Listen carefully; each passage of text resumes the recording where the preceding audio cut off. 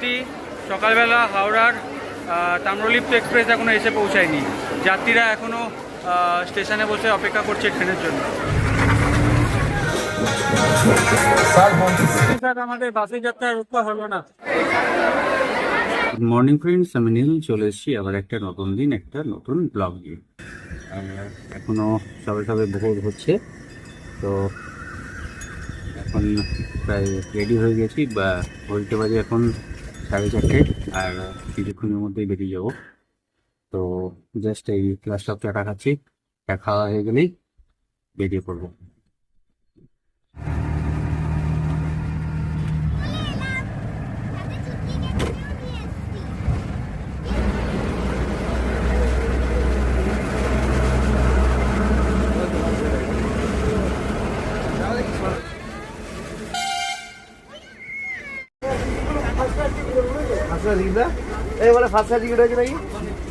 এখন আমরা দাঁড়িয়ে রয়েছি বেলঘড়ি এক্সপ্রেসওয়ের ওপরে।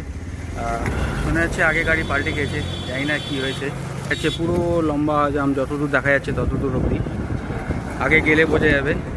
আমাদের বাস মোটামুটি হচ্ছে বাবুয়াড়িতে টাইম ছিল হচ্ছে 5:45, তো 5:50-55 মধ্যেই বাস আমরা পেয়ে গেছি।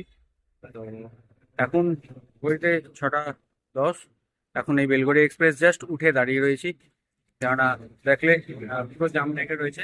ধীরে ধীরে ছাড়ছে, চলো বাসে উঠে পড়ি আবার।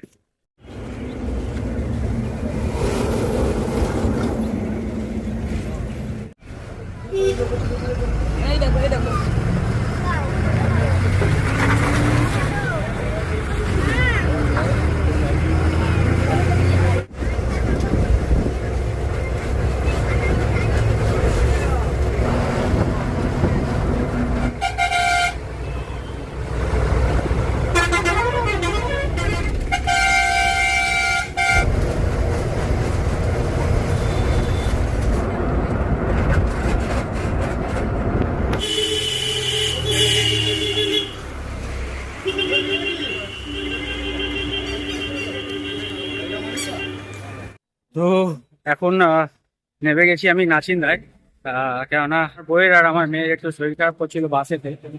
তো সেই জন্য এখন আমি নাচিন্দায় নেবে একটু দাঁড় করালাম। এবার এখান থেকে আমি লোকাল কোনো অটো বা টোটো ধরে চলে যাবো নাচিন্দা রেল স্টেশন। ওখান থেকে 10:40 ট্রেন ধরে আমরা বেরিয়ে যাবো হচ্ছে দীঘা। তো চলো দেখি টোটোর খোঁজ করি।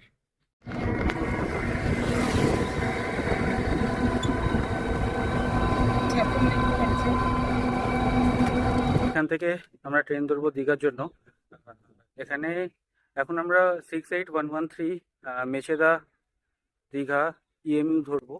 ট্রেনটার এখানে টাইম ছিল 9:59, বাট লাকিলি বলো বা আনলাকিলি বলো ট্রেনটা লেট আছে। মানে আমাদের জন্য লাকিলি আমরা ট্রেনটা পাচ্ছি, আর যারা ট্রেনে বসে আছে তাদের জন্য আনলাকিলি। তো এই ট্রেনটা ধরবো, ধরে এবার আমরা বেরাবো দীঘা। আপাতত এই তার কারণ আমাদের বাস বাগুইহাটিতে 5-10 মিনিট লেট করেছিল, যেমনটা তোমাদের আগেও বলেছি। কিন্তু ঠিক কোলাঘাট পার করার পর থেকে বাসের গতি ধীরে ধীরে ধীরতম হতে থাকে। নন্দকুমার পার করার পর বাসটা পুরোপুরি লোকাল হয়ে যায়।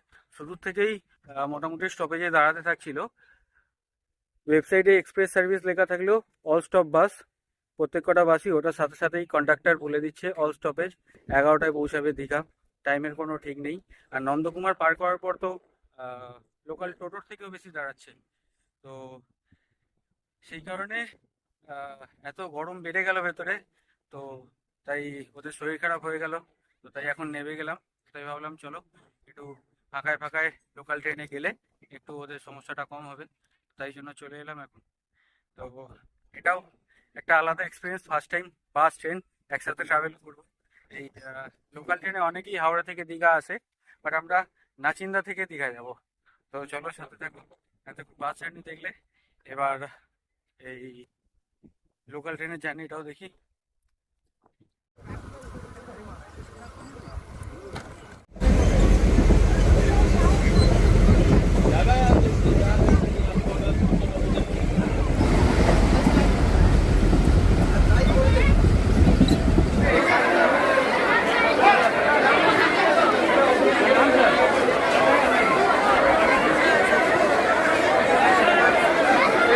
মানে মানবিকতা।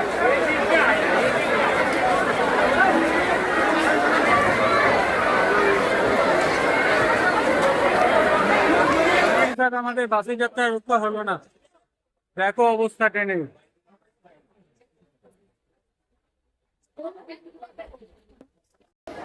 দীঘা স্টেশনে বর্তমানে দেখো লোকের ভিড়। এই নাকি শক্তি আসছে, সাইক্লোন আসছে। শক্তি সাইক্লোনের তো বর্তমানে দেখা নেই, কিন্তু মানুষ প্রচুর আসছে।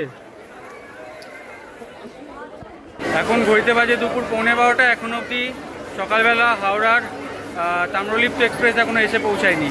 যাত্রীরা এখনো স্টেশনে বসে অপেক্ষা করছে ট্রেনের জন্য। তো বর্তমানে ট্রেনের অবস্থা খুবই খারাপ। তো তাই যে যেরকমভাবে পাচ্ছে সে সেরকমভাবে দেখো কাতারে কাতারে লোক আসছে। জানি না, বর্তমানে দীঘায় শক্তি মেলা লেগেছে। তো এখন আমরা বর্তমানে নেমে গেছি স্টেশন থেকে। এবার আমরা এই জগন্নাথ মন্দির বাইরে থেকে দর্শন করতে করতে আমরা চলে যাচ্ছি এবার এখন ওল্ড দীঘার উদ্দেশ্যে। বছর আমরা ওল্ড দীঘাতে থাকছি। তো আগে ওল্ড দীঘায় নামবো, নেবে ওখান থেকে একটু হাঁটেই ব্যারিস্টার কলোনির ভেতরের দিকে, তাই রাজবাড়ি কমপ্লেক্সের ভেতরে আমাদের হোটেল শুভশ্রী। তো আপাতত আজকের ভিডিও এখানেই শেষ করবো। দেখা হচ্ছে